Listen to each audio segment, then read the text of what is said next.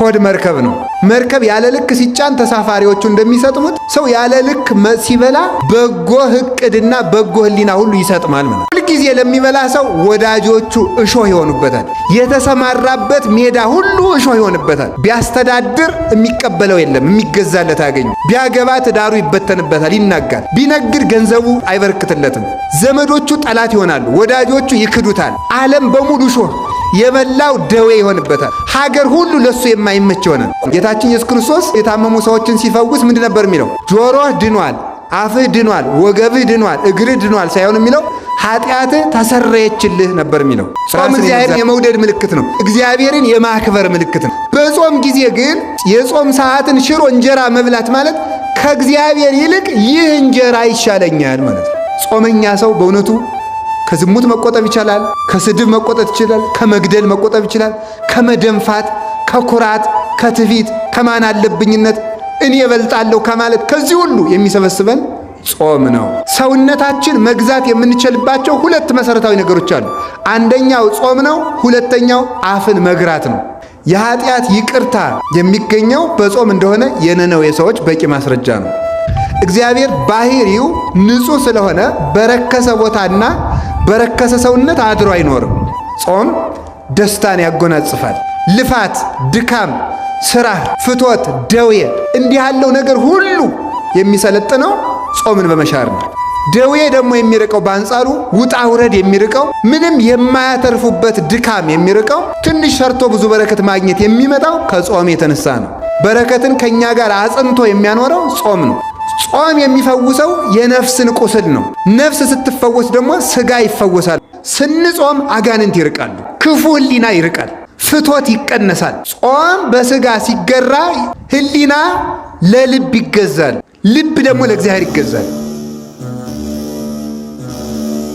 ስለ ጾም ስንናገር ጾም ምንድን ነው ከሚል እንጀምራለን። ጾም ምንድን ነው? የጾም ዘይቤያዊ ፍቹ ይኖራል። እንደገና ደግሞ ምስጢራዊ ወይም ግብራዊ ፍቺ አለው።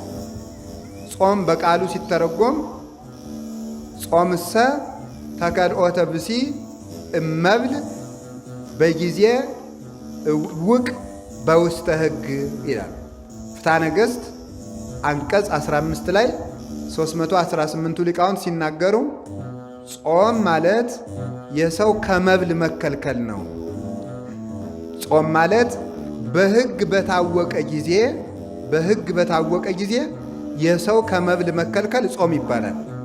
ዝም ብሎ ጊዜ አይደለም። በሕግ በታወቀ ጊዜ፣ ለሁሉም ጊዜ አለው። ለምሳሌ ለጾመ ነቢያት አለው፣ እስከ 9 ሰዓት ነው። ጾመ ገሃድ እስከ ምሽት 1 ሰዓት ነው የሚጾመው። ጾመ አብይ ጾም የመጀመሪያው ሳምንት እስከ 12 ሰዓት ይጾማል። 40ው ቀን እስከ 11 ሰዓት ይጾማል። ሰሙነ ሕማማት ደግሞ እስከ 13 ሰዓት ወይም እስከ ምሽት 1 ሰዓት ይጾማል። ዓርብ ረቡዕ ወይም ጾመ ድህነት ይባላል። እነዚህ ደግሞ እስከ 9 ሰዓት ይጾማሉ። ምክንያት አላቸው፣ እነሱ እናመጣቸዋለን በጊዜው። ጾመ ነነዌ እስከ 9 ሰዓት ነው። ጾመ ፍልሰታ እስከ 9 ሰዓት ይጾማሉ።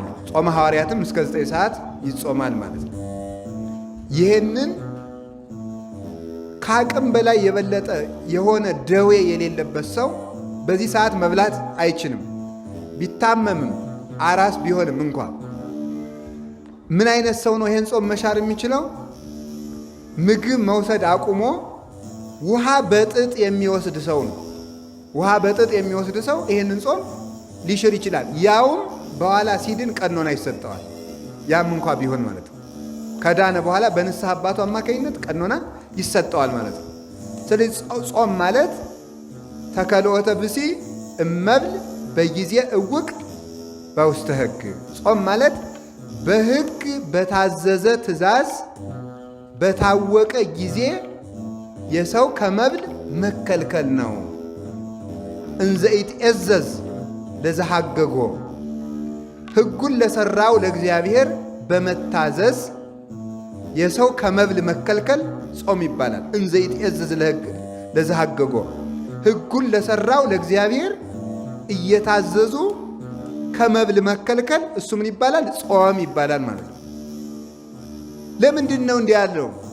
ለስርየተ ኃጢአት፣ ለኃጢአት ስርየትን ያገኝ ዘንድ ወለብዝሃ እሴት፣ ብዙ ደስታንም ተመልከቱ ያገኝ ዘንድ ፈቂዶ ይኪያሁ ከመ ያድክም ኃይለ ፍትወት፣ የፍትወት ኃይል ይደክም ዘንድ ድል ይነሳ ዘንድ።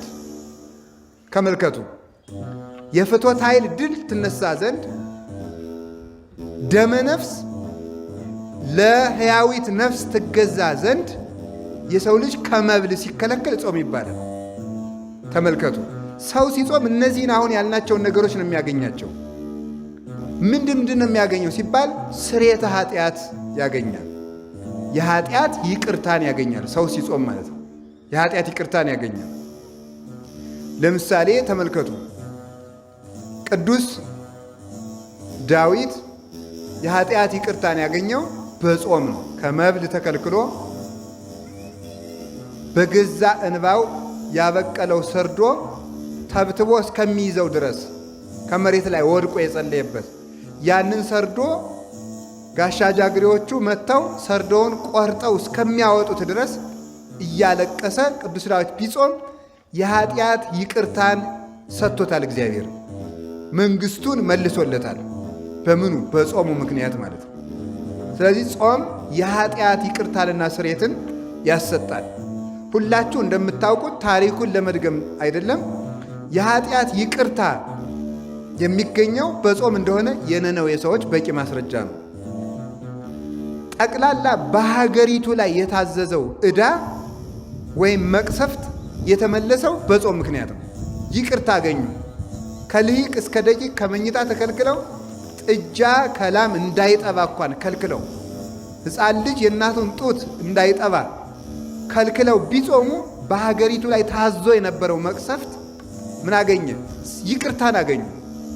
ስርየትን ሰጣቸው እግዚአብሔር። እንዲያውም እኮ እግዚአብሔር ለነነዌ ሰዎች ያስነገረው ምንድን ነበረ?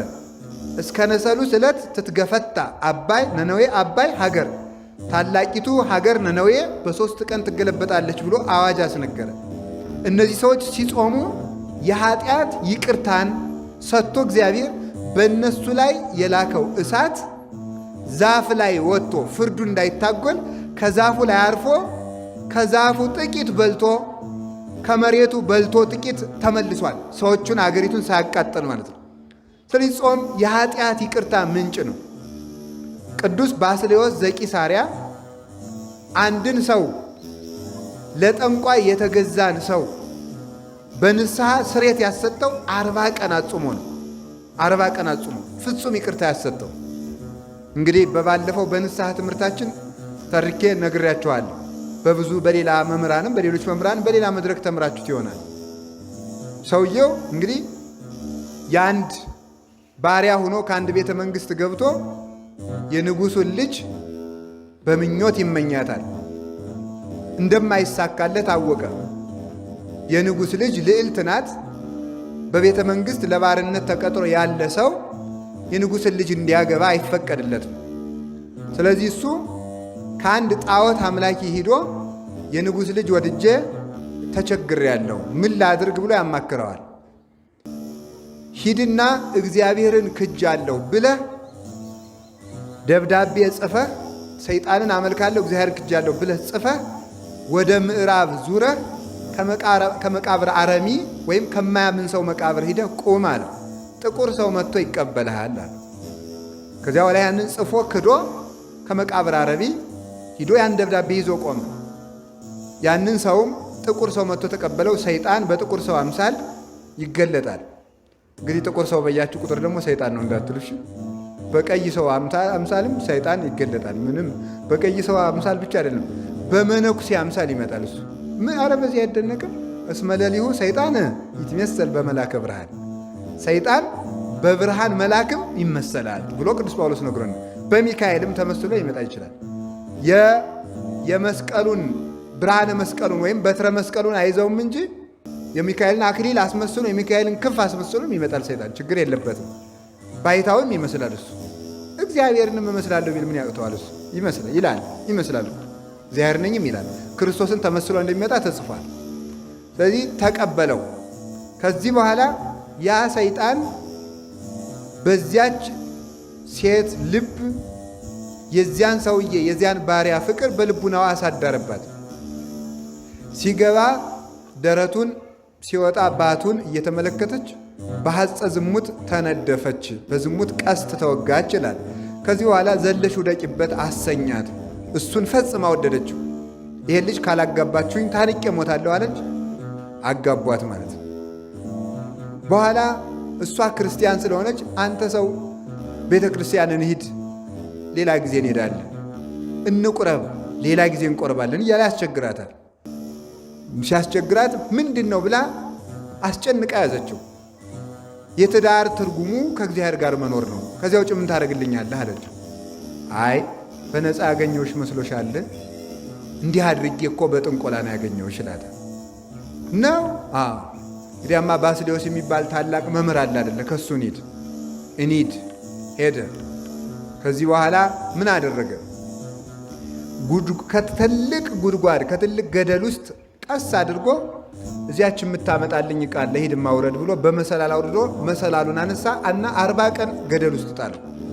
ትንሽ ትንሽ የሚበላት ነገር በሰርክ በዚህ ሰዓት እየሰጠ ማለት ምን አደረገ? በኋላ ሲጾም በ12ኛው ቀን ሲሄድ አጋንንት እየደበደቡኝ ነው፣ እንዴት ሆነህ አደርክ ሰነበትክ ሲለው አይ ከላይ ሆኖ በድንጋይ እየደበደቡኝ ነው። እንደገና ደግሞ በሌላኛው ጊዜ ሲሄድ አሁን እንኳን ራቅ ብዬ ድምፃቸውን እሰማለሁ።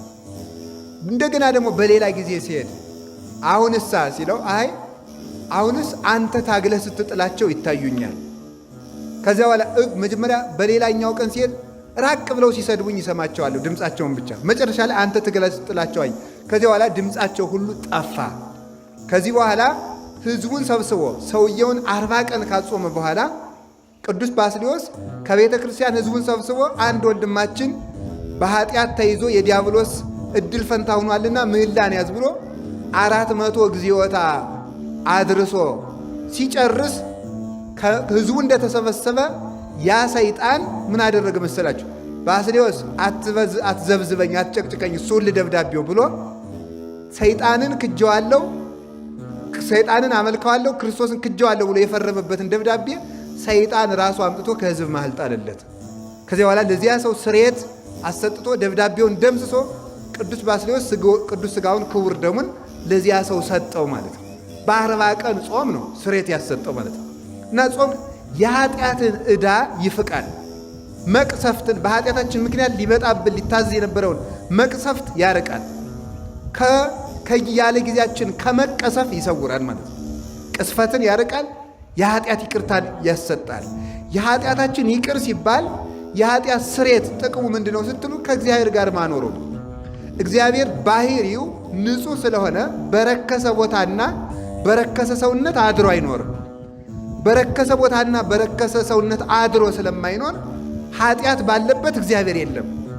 ስለዚህ ኃጢአታችን ሲፋቅ የምናገኘው ትልቁ ጸጋ ማን ነው? እግዚአብሔርን ራሱን ነው። እግዚአብሔር ያን ጊዜ መጥቶ ይዋሃዳናል ማለት። እግዚአብሔር ከሰው ጋር እንዳይኖር የሚያደርገው ምንድን ነው ካላችሁኝ፣ ኃጢአት ነው። ትንቢተ ኢሳይያስ ምዕራፍ 55 ላይ ሲናገር እናንተ የእስራኤል ሰዎች ጾመናል አልሰማህንም ትላላችሁ፣ ጸልየናል አልሰማህንም ትላላችሁ፣ ሰግደናል አልሰማህንም ትላላችሁ፣ ዕጣን መሥዋዕት አቅርበናል አትሰማንም ትላላችሁ። ነገር ግን እኔ የምፈልገው ጾም ይሄ አይደለም። እናንተን እንዳላያችሁ ያደረገኝ ኃጢአታችሁ በመሃል በእኔና በእናንተ መካከል እንደ ግድግዳ ቆሞ ነው ይላል። ትንቢተ ኤርምያስ ምዕራፍ 3 ላይ ሲናገር እናታችሁን ያሰናበትኩበት የፍቺ ደብዳቤ ወዴት አለ ይላል። እናታችሁን የፈታሁበት፣ እናታችሁ የሚላቸው ለቤተ እስራኤል መቅደስን ኦሪትን ነው፣ ለእኛ ቤተ ክርስቲያንን ነው። እናታችሁን የፈታሁበት የፍቺ ደብዳቤ ወዴት ነው? እናንተስ ልጆቼ እኔስ አባታችሁ አይደላችሁምን?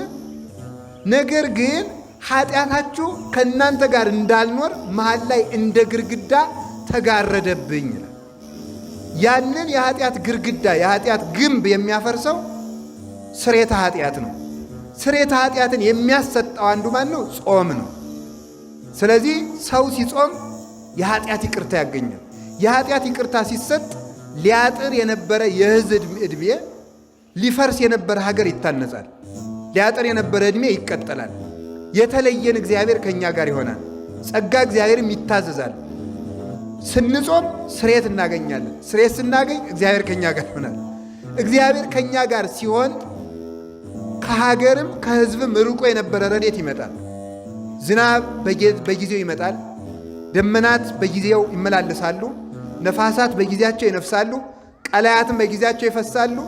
ምድርም የዘሩባትን ታበቅላለች። ሰማይም ዝናም ለክረምት ጠል ለመከር ይሰጣል ማለት ነው። የተባረኩ ልጆች ይወለዳሉ። ትውልድ ይባረካል። የኃጢአት ስርየት የሚገኘው አንዱ በጾም ነው። ስለዚህ ስርየተ ኃጢአት ለማግኘት አይነተኛው መድኃኒት ጾም ነው ማለት ነው። ጾመን የኃጢአት ይቅርታ እንድናገኝ አምላክ ቅዱሳን ይርዳን። ጾም ምን እንደሆነ እያያችሁ ነው። ሁለተኛው ተመልከቱ፣ ብዝሃ ሐሴትን ደስታን ይሰጣል። ጾም ደስታን ያጎናጽፋል፣ ሐሴትን ይሰጣል ማለት ነው። መብል ሐዘንን፣ ትካዝን ያበዛል። ለምን ሲባል መብል ባለበት ፈትው አለ።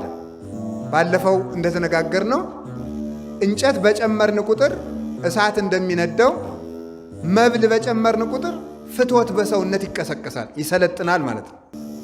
ስለዚህ ያን ጊዜ ደግሞ ፍትወት ሲያድርብን ትካዜ ያድርብናል፣ ሐዘን ይሰለጥናል፣ ጸጋን እናጣለን ማለት ነው። ጸጋን ስናጣ ሐዘን ይከተላል። ወደ አዳምና ወደ ሔዋን ተመልሳችሁ አዳምና ሔዋን ባልበሉበት ወቅት ደስተኞች ነበሩ። ሲበሉ ጸጋቸው ተገፈፈ። ያልተፈቀደላቸውን ጾምን ሲሽሩ ማለት ነው። ጾምን ሲሽሩ አባቶቻችን በለስን በብዙ ጎዳና ነው የተረጎሟል። ሔዋንና አዳም ቆርጠው የበሏት በለስ ዕውቀት ተብላ ትተረጎማለች፣ ሕግ ተብላ ትተረጎማለች፣ ፍቅር ተብላ ትተረጎማለች፣ ጾም ተብላ ትተረጎማለች። እነዚህ ሁሉ ነገሮች ነው በለስ ተብለው የሚተረጎሙ። ስለዚህ ምንድነው ሲባል እነሱ ሳይበሉ ደስተኞች ነበሩ።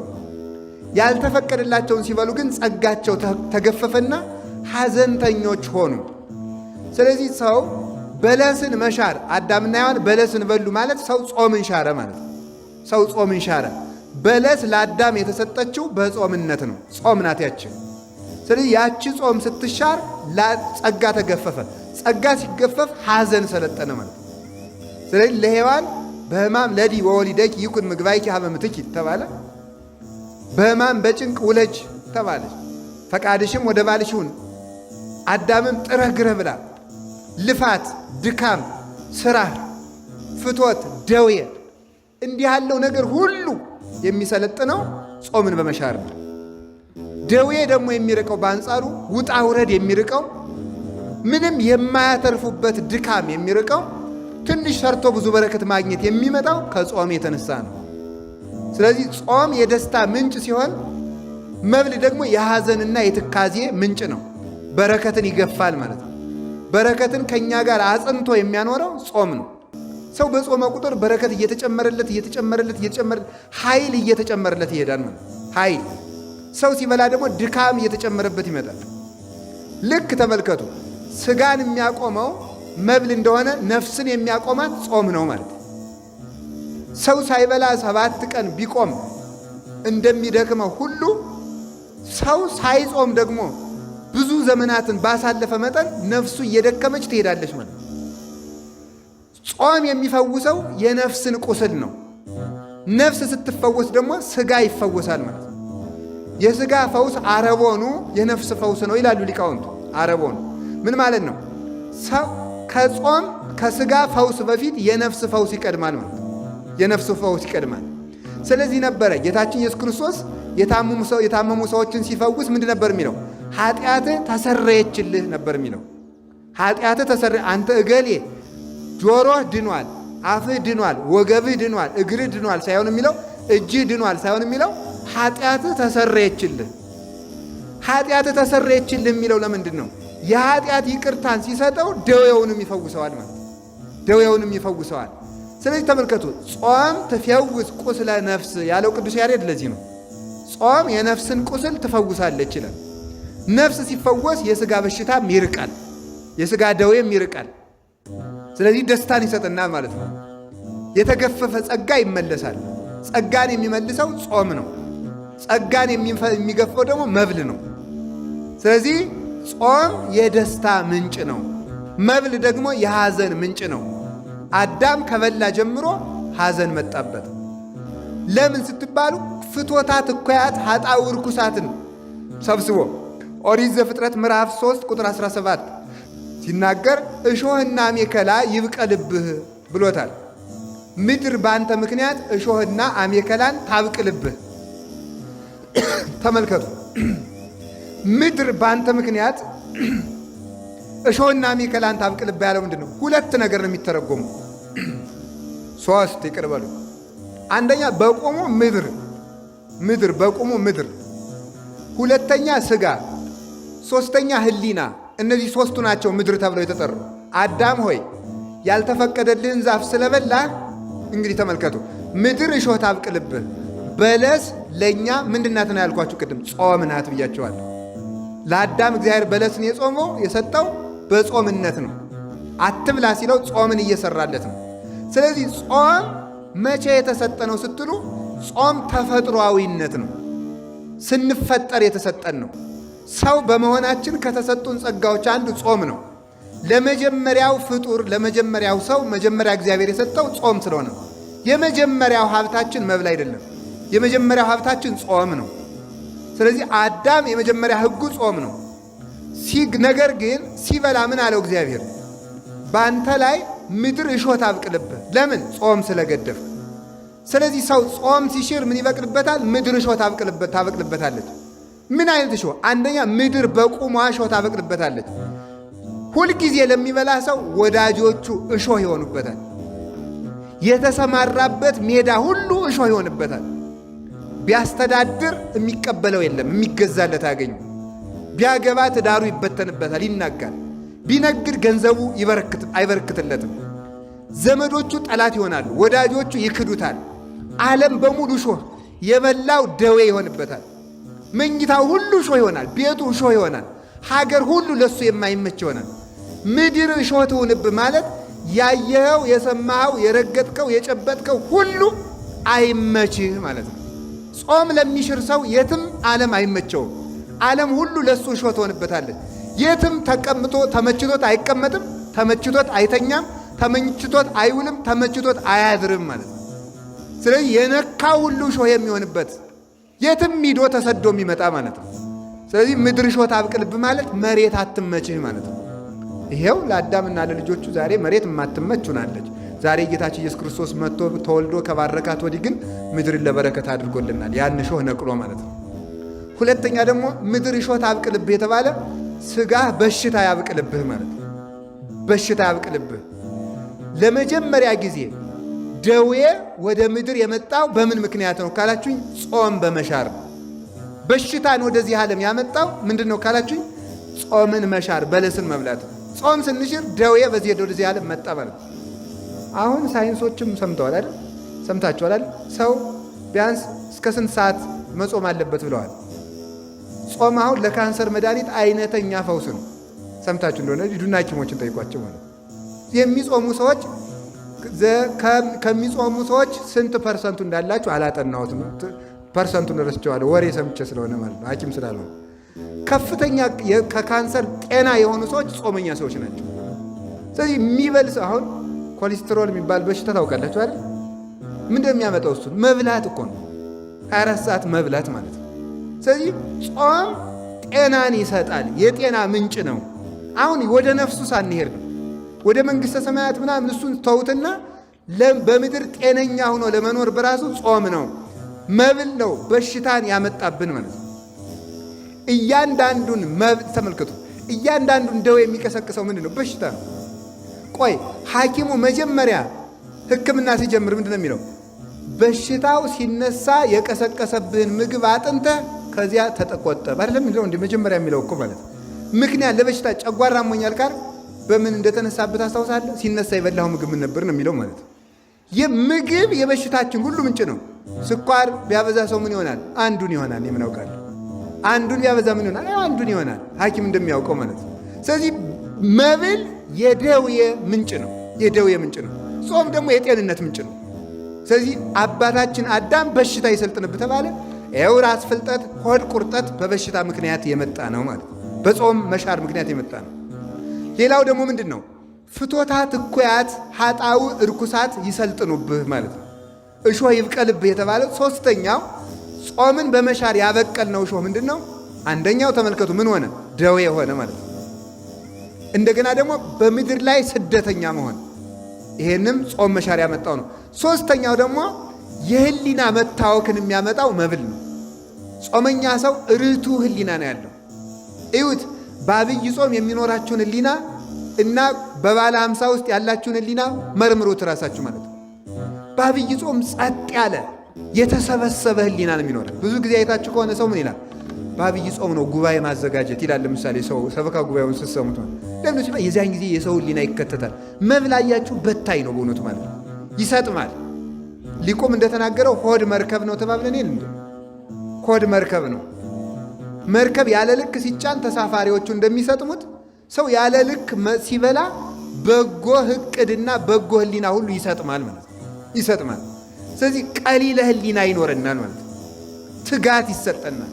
የትጋት ምንጭ ጾም ነው። ስጋው ለጸዋሚ ኢይትከሃሎ ከመ ይኑም ኩላ ሌሊተ ፊልክስዩስ የሚናገረው የጾመኛ ሰው ሰውነት ሌሊቱን ሙሉ ተኝታ ማደር አትችልም ነው የሚለው ማለት ነው። ጾመኛ ሰው ትጋት ይሰጠዋል፣ ከደዌም ይድናል፣ ርቱ ህሊና ይኖረዋል ማለት ነው።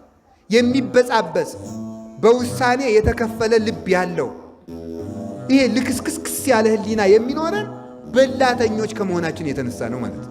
በላተኞች ከመሆናችን የተነሳ ነው። ስለዚህ ርቱ ህሊና ይሰጠናል።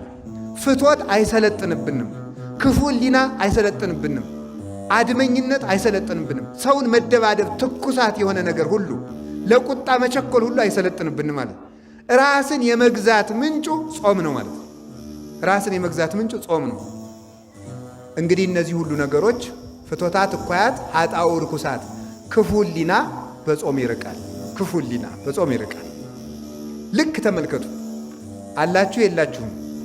እግዚአብሔር ከሁላችን ጋር ይሆን። አሁን እዚህ አካባቢ የተቋተ ውሃ ቢኖር እዚህ ላይ የሚራቡ ተሐዋስያን ይኖራል። ያንን ውሃ ስንጠርገው ግን ተመልከቱ፣ እነዚያ ተሐዋስያን ሁሉ ምን ይላሉ? ይርቃሉ ማለት ነው። ለምሳሌ የወባ ትንኝ እዚህ ላይ እንዳይራባ ይላሉ ሐኪሞች። በአካባቢ የተቋተ ውሃ እንዳይኖር ጥረጉ ይላል። ይሄ ሳይንሳዊ አድርገውት ነው። በእኛም በቤተ ክርስቲያን ኦሪት ዘፍጥረት ላይ ያለ እኮ ነው። እግዚአብሔር መሬት ጥሩ ዘር እንድታበቅል ከማድረጉ አስቀድሞ ምንድን ነው ያለ? በመሬት ላይ የተኛውን ውሃ ሰበሰበው ነው የሚለው። መሬትን ጠፈፍ አደረጋት።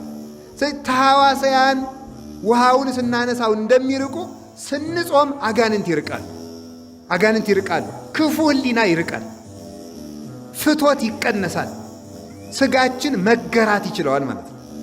ገሪር ይሰጠናል። አሁን ተመልከቱ፣ ጾም በስጋ ሲገራ ህሊና ለልብ ይገዛል፣ ልብ ደግሞ ለእግዚአብሔር ይገዛል።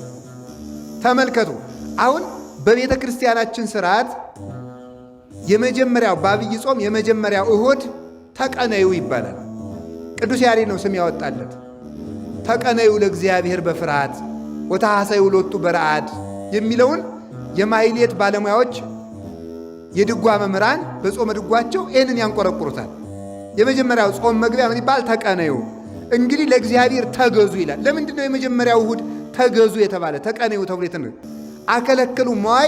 አከለክሙ መዋዕል ዘሃለፈ ዘተቀነይክሙ ለግእዘ ሥጋክሙ፣ ለሥጋ ፈቃዳችሁ የተገዛችሁበት ጊዜ ይበቃል ይላል ቅዱስ ያሬድ።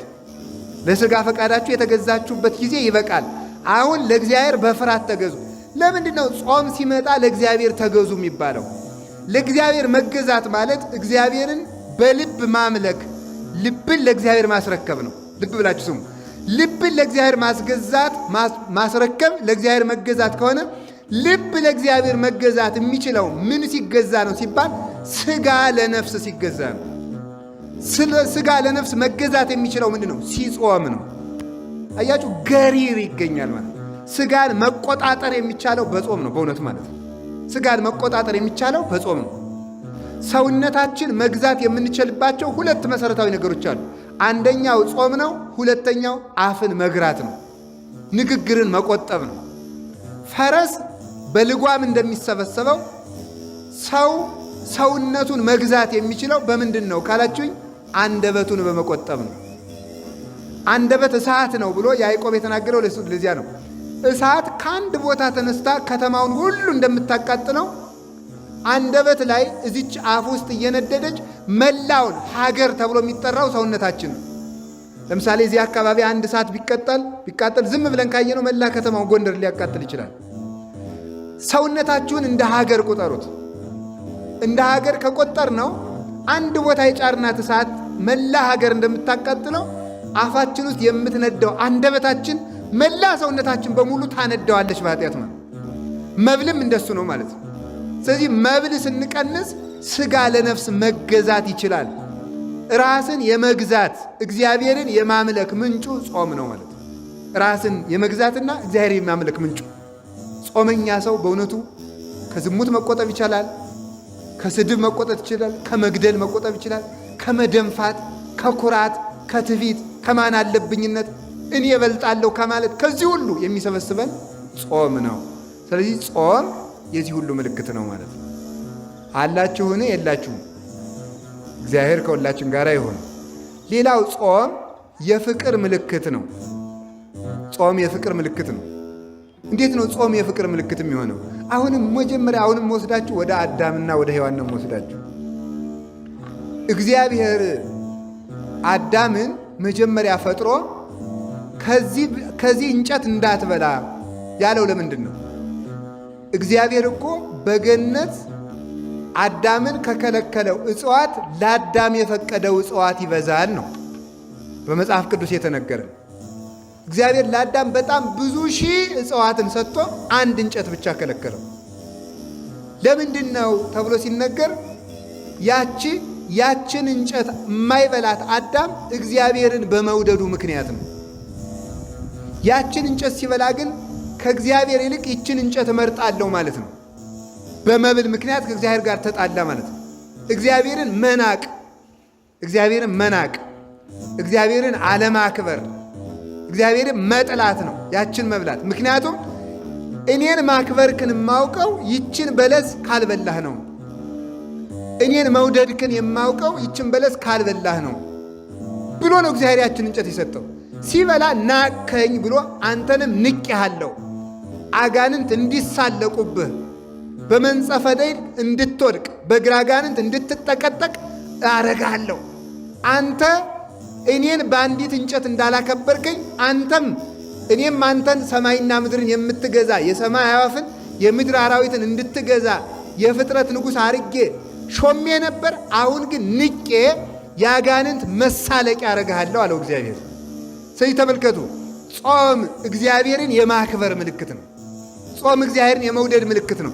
በጾም ጊዜ ግን የጾም ሰዓትን ሽሮ እንጀራ መብላት ማለት ከእግዚአብሔር ይልቅ ይህ እንጀራ ይሻለኛል ማለት ነው። ከእግዚአብሔር ይልቅ ይህ መጠጥ ይሻለኛል ማለት ነው። እግዚአብሔርና መብል ለውድድር ቀርበውልን መብልን መምረጣችን ማለት ነው። ጾምን መሻር ማለት እንደሱ ነው። ስለዚህ የፍቅር ምልክት ነው። እግዚአብሔርን የመውደድ ምልክት ስለሆነ ጾም እንዲያው ነው ተሰጥቷል ማለት ነው። አሁን ባለፈው ነግሬያችኋለሁ፣ ትዝ ይላችሁ እንደሆነ ስለ ንስሐ ስንማር ኃጢአት ምን እንዳመጣ ስንነጋገር ነግሬያችኋለሁ። የአዳም አካል በሞት እንዲፈርስ የተፈረደበት እሱ የእግዚአብሔርን ፍቅር ስላፈረሰ ነው ብያችኋለሁ አይደለም? በንስሐ ስንማማር ለነገሩ በዚህ ዘመን አይደል ያልሰማው እየሄደ እየሰማው እየመጣ ነው መሰል ትምህርቱ አይደል? ባለፈው የነበረው ሰው የለም ይመስለኛል አብዛኛው። ትኖሩም እንደሆነ አላውቅም። ብዙ ሰው ግን አዲስ ፊት ነው የሚታየኝ ማለት ነው። ጥሩ ነው። እናንተንም ያጽናችሁ፣ እነሱንም ደግሞ ሌላ ቤተክርስቲያን ሄደው ይሆናል ሊሳለሙ ባሉበት ያጽናቸው።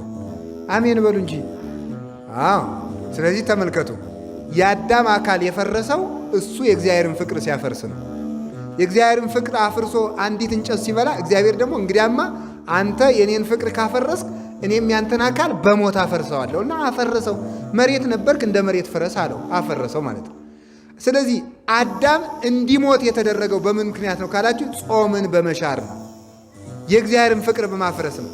የእግዚአብሔርን ፍቅር ሲያፈርስ የእሱ አካል በሞት ፈረሰ። አዳም የእግዚአብሔርን ፍቅር በምን አፈረሰ ስትሉ በጾም ጾምን በመሻር ነው። ዛሬ ሰዎች ሁሉ የሚቀሰፉበት ምክንያት ጾም ስለፈረሰ ነው። የእግዚአብሔርን ፍቅር ስላፈረስን ነው። የእግዚአብሔር ፍቅር ከሚፈርስባቸው መንገዶች አንዱ ጾሙን መሻር ነው። መጾም ደግሞ እግዚአብሔርን የመውደድ ምልክት ነው። ለዚህ ነው መድኃኔ ዓለም ሥራ ሲጀምር በጾም የጀመረበት ምክንያት። አዳም ሲሞት በመብል ምክንያት ሞት እንደጀመረ መድኃኔ ዓለም የሕይወት ትምህርትን ከመጀመሩ በፊት በጾም ጀመረ ማለት ነው። በመብል ምክንያት የተጀመረውን ሞት በጾም ማፍረስ ለመጀመር ክርስቶስ ምን አደረገ? በጾም ሥራውን ጀመረ ማለት ነው። ስለዚህ ጾምን ጾሞ የጀመረበት ምክንያት አዳም በመብል ምክንያት ያመጣውን ሞት ለማፍረስ ነው። ለምሳሌ ጌታችን የጾመው ስንት ቀን ነው? 40 ቀን ነው። 40ን ተመልከቱ። ስታካፍሉት ለ5 ስታካፍሉት ምን ይደርሰዋል? 8 4 የሥጋ ጠባይ ያለን 5 የነፍስ 8ቱን ቀን ለመካስ ነው። 8ቱን ቀን ለእሳት ጠባይ፣ 8ቱን ቀን ለውሃ ጠባይ፣ 8ቱን ቀን ለነፋስ ጠባይ፣ 8ቱን ቀን ለመሬት ጠባይ፣ 8ቱን ቀን ለነፍስ ጠባይ 8 ቀን ካሰና ያንን ተስገብግበን በልተን በመጎምጀት ያመጣነውን ሞት አፈረሰልን ማለት። እንደገና ደግሞ ይተረጉሙታል አባቶቻችን 10 ለአራቱ ባህሪያት 10 ፍጹም ነው፣ 10 ፍጹም ነው። 40 ቀን የጾመው 10ን ቀን ካሳ ለማድረግ ነው። ስለዚህ ክርስቶስ ለእኛ ካሰልን፣ ክርስቶስ የእኛ ቤዛችን ነው የምንለው አንዱ የካሰልን በመብል ያመጣነውን ዕዳ በጾም ስለካሰልን የድህነት መጀመሪያው ጾም ነው ማለት ነው። የድህነት መጀመሪያው ጾም ነው። ሞት በመብል ተጀምሯል፣ ድህነት በጾም ተጀምሯል። ሞት የተጀመረው በሆድ ነው። ሕይወት የተጀመረው በጾም ነው። ይህንን ለማድረግ ነው። እንዲያውም ጌታ እንዲህ ብሏል እኮ ኦሪት ዘፍጥረት ምዕራፍ 2 ቁጥር 17 ላይ ተመልከቱ። እስመ በጊዜ ትበሉ እምኔሁ ይላል። ተመልከቱ። አሚሃ ሞተ ትመውቱ፣ ከዚህ እንጨት በበላችሁ ቀን ትሞታላችሁ። ኦሪት ዘፍጥረት ምዕራፍ 2 ቁጥር 17 ላይ ከዚህ እንጨት በበላችሁ ቀን ትሞታላችሁ። ሰው ሞትን የሚጠራው ጾም ማፍረስ የጀመረለት ነው። የጾምን ሕግ ሲያፈርስ፣ የጾምን ሰዓት ሲያፈርስ፣ ሰው በጾም የተከለከለውን መብላት ሲጀምር ሞትን እባክህን ዛሬ መጥተህ ከኔ ቤት እደር ብሎ ሞትን እየጠራው ነው። ሰው ሞትን መጥራት የሚጀምረው ጾም በማፍረስ ነው። ስለዚህ በበላችሁ ቀን ትሞታላችሁ። እስቲ ሁላችሁ ምእመናን ይህን ቃል ተናገሩት። በበላችሁ ቀን በሉ። ምን ትላላችሁ ነው ያለው? ትሞታላችሁ። ሰው መሞት የሚጀምረው መብላት ሲጀምር፣ ያለ ሰዓት መብላት ሲጀምር መሞት እየጀመረ ነው። ዓርብ ረቡዕን ቀንሷት በ7 ሰዓት ብሉ፣ በ5 ሰዓት ብሉ ሲያሰኛችሁ ሞት እየጀመርኩ ነው ማለት አለባችሁ። ያለ ጊዜያችሁ መብላት ስትጀምሩ ሞት እየጀማመረኝ ነው ማለት አለባችሁ። ሕይወት የሚጀመረው በመብል ነው። የሚያስደንቃችሁ ሞት የሕይወት መንገድ ሲሆን፣ ጾም የሕይወት መንገድ ሲሆን፣ ጾም ደግሞ የሞት ጎዳና ነው። አዳም በለስን ባይበላ በ1000 ዓመቱ የት ይገባ ነበረ? ዕፀ ሕይወት የምትባልን ዛፍ ይበላ ነበረ። ዕፀ ሕይወትን የምትባልበት ዛፍ ምን ያደርጋል? ይበላል። በልቶ ለዘላለም ይኖራል ማለት። በለስን አለመብላት ጾም ነው። አዳም በጾም ወደ ዘላለም ሕይወት ይሸጋገር ነበር። አዳም በመብል ወደ ዘላለም ሞት ወረደ ማለት። ጾም ነው ወደ ዘላለም ሕይወት የሚወስደው። አሁን ተመልከቱ፣ አዳም በለስን ባለመብላት ነበር ወደ ዕፀ ሕይወት የሚሸጋገረው። አሁን መድኃኔ ዓለም ደግሞ ምን አደረገ? ሞትን የሕይወት መንገድ ሲያደርገው ከመቁረባችሁ አስቀድሞ 18 ሰዓት ጹሙ አለ። ምክንያቱም እሱ ዕፀ ሕይወት ስለሆነ ማለት እሱ ዕፀ ሕይወት ነው። ምን አለ? እኔ አነ ውእቱ ህብስተ ሕይወት፣ እኔ የሕይወት እንጀራ ነኝ አለ። የሕይወት እንጀራ ስለሆነ አዳም ወደ ዕፀ ሕይወት መድረስ የሚችለው በለስን ባለመብላት በጾም ነበረ። አሁን እውነተኛው ዕፀ ሕይወት ክርስቶስ መጣና ወደ እሱ ሥጋና ደም ከመድረሳችን አስቀድሞ 18 ሰዓት እንድንጾም አደረገ ማለት ነው። ጾም የሕይወት ጎዳና ነው። ሕይወት ማን ነው? ክርስቶስ ነው። ሕይወት ክርስቶስ ስለሆነ ወደ ሕይወት መድረስ የሚቻለው ምን አደረገው? በጾም አደረገው ማለት ነው። የሚጾሙ ሰዎች ወደ ሕይወት ይደርሳሉ፣ ከሞት ይነጠቃሉ። እንደምታስታውሱት ማን ነው? ነቢዩ ኤልያስ ከሞት የተሰወረው በምን ይመስላችኋል? በጾም ነው። ከኤልዛቤል ተጣልቶ ሲሄድ በረሃ ላይ ተቀምጦ ተስፋ ቆርጦ አይደለም፣ እባክህ እንደ አባቶቼ ግደለኝ እንግዲህ ከኤልዛቤል ጋር ተጨቃጭቄ ብሎ ደክሞት ከዛፍ ስር ተቀምጧል። ከደደው ስር ተቀምጦ ሳለ መልአኩ መጥቶ ውሃ በመንቀል ተመልከቱ፣ እንጀራ በመሶብ ህብስት በመሶብ አምጥቶ ኤልያስ ብላ ብሎ ቀስቅሶ ቀና ሲል መሶበ ወርቅ አየ። ከዚያ በላና ደክሞት ስለነበረ ትንሽ ተኛ። ኤልያስ ተነስና ብላ አለው ብሎ መልሶ ቀሰቀሰው። ሁለተኛ በላ። ሶስተኛ ኤልያስ ተነስና ብላ አለው። ተንስ ወብላ እስመ ርሑቅ ፍኖትከ፣ የምትሄድበት ሀገር ሩቅ ስለሆነ በደንብ አድርገህ ብላ አለው። ሩቅ ሀገር ልትሄድ ስለሆነ ሩቅ ሀገር የሚሄድ ሰው በደንብ ይበላልና ጨምረህ ብላ አለው። በላ። ወሆረ ወባይለ ውእቱ እክል ሆረ ኤልያስ 40 መዓልተ ወ40 ሌሊተ ይላል። ኤልያስ 1 ቀን በበላው 40 ቀን ጾመ ይላል።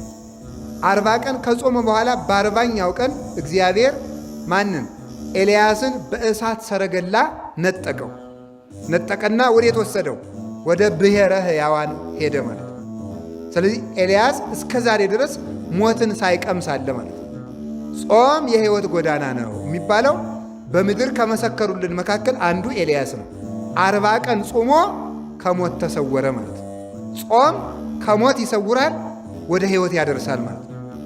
ስለዚህ ያለ ጊዜም መሞትን የሚያርቀው ዕድሜ እንዳይቀነስ የሚያደርገው እግዚአብሔር ከአዳም በኋላ ዕድሜን ነው የቀነሰ። አንዱ አዳም 1000 ዓመት ኖሮ ነበር መንግሥተ ሰማያት የሚገባው። ኃጢአት ሲሰራ 930 ዓመት ብቻ ኖሮ ሞተ። 70 ዓመት ተረፈች። ያችን የተረፈችውን ዕድሜ እግዚአብሔር ለአዳም ልጆች ሰጣቸው። ከዚህ የተነሳ የሰው ዕድሜው ቢበዛ 70 ወይም 80 ሆነ። ከወፈድፋዶን ሰምላ ጻማ ወህማም። ከዚያ የተረፈው ግን የድካም ዘመን ተብሏል። 120 140 ቢኖር ሰው የጻማ የድካም የመሰልቸት ጊዜ ተብሎ ተነግሯል ማለት ነው። ስለዚህ እግዚአብሔር ዕድሜን አሳጥሯል። ዕድሜን ከአዳም በኋላ ከተነሱን ጸጋዎች አንዱ የዕድሜ በረከት ነው። እያጠረ ከዚህ በኋላ ከአዳም እያጠረ መጣ። መጨረሻ ላይ ደግሞ ሰዎች ኃጢአት ሲጨምሩ እያጠረ 120 ዘመን በያዕቆብ ጊዜ ሆነ። ከዚያ በኋላ ግን ረጅም ጊዜ የኖረ ሰው የለም። እያጠረ መጣ። ሰዎች ኃጢአት እየጨመሩ ሲመጡ ዕድሜ በምድር ላይ እያጠረ መጣ። ልክ ተመልከቱ፣ እግዚአብሔር በኃጢአት ዕድሜን እንዳሳጠረ እግዚአብሔር በጾም ዕድሜን እንደሚያስረዝም በኤልያስ አየ፣ በሄኖክ አየ። ሄኖክ ባለ ትዳር ነው። በልቶ ጠጥቶ ነበር የሚኖር። ስለዚህ ምን አደረገ ሄኖክ? አይ እንዲህ አለ፣ እግዚአብሔርን ማገልገል ከሴት ርቆ ንጽ ጠብቆ ከመብል ከመጠጥ ተለይቶ ነው ብሎ ጾመ። በገነት ጓሮ ወድቆ ጾመ ሄኖክ። ከዚያ በኋላ እግዚአብሔር ሰወረው። ኢተረክበ ሄኖክ ይላል። ሄኖክ አልተገኘም ይላል ቅዱስ ጳውሎስ ዕብራውያን 11 ላይ እስመ ከበቶ እግዚአብሔር ሰውሮታልና። ሄኖክ ዛሬም በሕይወት አለ፣ ሞትን ሳይቀምስ ማለት ነው። ዕድሜውን አስረዝሞ ያለ ድካም በሚኖርበት በብሔረ ሕያዋን መኖር የጀመረው ሄኖክ ከሞት የተሰወረው ወደ ሕያዋን ሀገር የተነጠቀው በጾም ነው። ኤልያስን ከሞት የሰወረው ጾም ነው። ከምታሳድደው ንግሥት ከኤልዛቤል እጅ የነጠቀው ጾም ነው። ጾም ከጠላት እጅ ያድናል፣ ከሞት ይሰውራል፣ ወደ ሕይወት ጎዳና ያደርሳል። ወደ ህብስተ ሕይወት ኢየሱስ ክርስቶስ፣ ወደ ዕፀ ሕይወት ኢየሱስ ክርስቶስ የሚያደርሰው ጾም ነው። ወደ መንግሥተ ሰማያት የሚያደርሰው ጾም ነው። ስለዚህ ጾም እግዚአብሔርን የመውደድ ምልክት ነው፣ የሕይወትም ምልክት ነው። አላችሁ የላችሁም? እግዚአብሔር ከሁላችን ጋር ይሁን። በጾም እግዚአብሔር መውደዳችን እንገልጣለን። በጾም እግዚአብሔር እናገለግላለን። በጾም ከመቅሰፍት እንድናለን። በጾም ከጠላት እጅ እንድናለን። በጾም በሽታ ይርቅልናል። በጾም በጎ ሕሊና ይሰጠናል።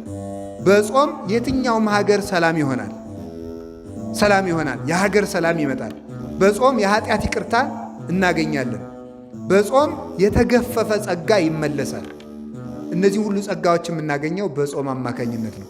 ለዛሬ ይበቃናል። ወስብሐት ለእግዚአብሔር።